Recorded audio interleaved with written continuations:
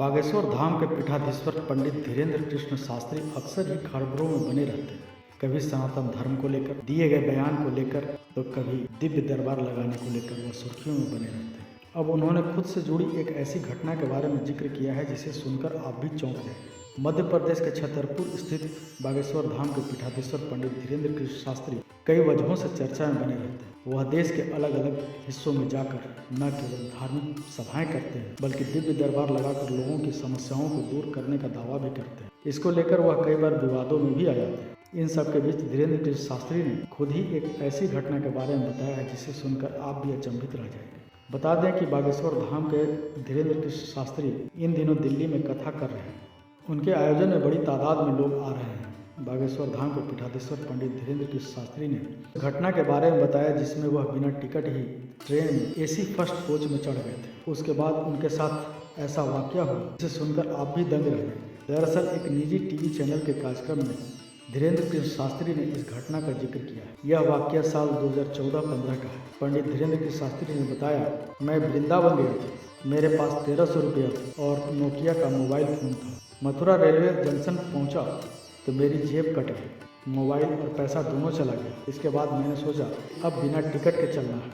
मैंने सोचा कि जब बिना टिकट के ही जाना है तो फिर जनरल कोच से क्या कर चलना, एसी कोच से ही चला जाए। ट्रेन आई तो बोगी पर A1 लिखा था।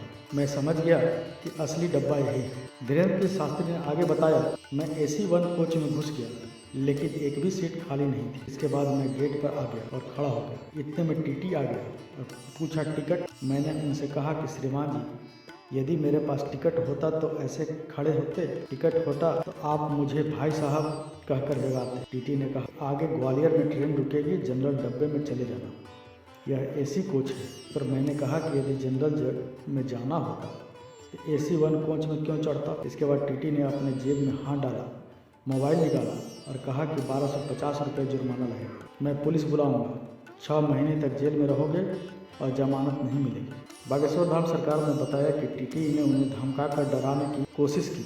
छतरपुर स्थित बागेश्वर धाम के प्रमुख पंडित धीरेन्द्र शास्त्री ने इसके बाद और दिलचस्प बात बताई। उन्होंने आगे कहा, मैंने बालाजी से प्रार्थना की इससे पहले कि बेइज्जती हो, जो खोलना हो अभी खोल दो। मैंने टीटी से कहा कि तुम्हारा नाम फलाना सिंह, पर टीटी ने तन कर कहा कि है तो। फिर मैंने कहा कि तुम्हारे पिता का नाम सुजान सिंह है और पत्नी का नाम सविता है। टीटी का दिमाग खराब हो गया। इसके बाद टीटी ने पूछा कि तुम्हारा घर बिहार है क्या। मैंने स्कूल का ID कार्ड दिखा दिया। इसके बाद टीटी ने पूछा, तुम कैसे जानते हो। मैंने बताया कि मैं तो यह भी जानता हूँ तुम्हारा लड़का नहीं है। इसके बाद टीटी ने मोबाइल अपनी जेब में वापस डाला और मुझे अपनी सीट पर ले गया। सीट पर बैठते ही मुझे नींद आ गई। इसके बाद सारी रात मेरी सेवा करता रहा।